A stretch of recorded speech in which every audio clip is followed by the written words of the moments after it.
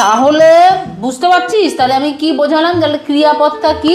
যে কোনো কাজ করাকেই ক্রিয়াপদ বলে। যেমন তুই খাচ্ছিস, এই যে তোর চোখটা, তুই ঘুমাচ্ছিস, ঘুমাচ্ছিস? হ্যাঁ না স্যার, ঘুমাচ্ছি না। ঘুমানোটাও কিন্তু ক্রিয়াপদ, ঠিক আছে? স্যার তাহলে দৌড়ানো ক্রিয়াপদ?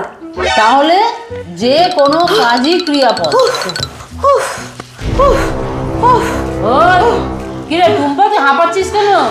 বলছি স্যার, বলছি ও স্যার, আজকে না একটা খুব বুদ্ধির কাজ করেছি আমি।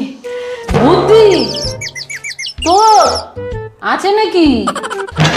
হ্যাঁ স্যার, আজকে আমি কোচিংয়ে আসার সময় মিনি বাসে উঠিনি, মিনি বাসের পেছনে দৌড়ে দৌড়ে এসছি, দিয়ে 20 টাকা বাঁচিয়েছি।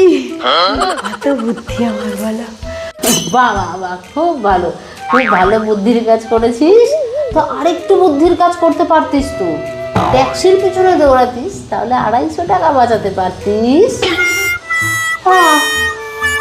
ওইটা তো মাথায় আসেনি।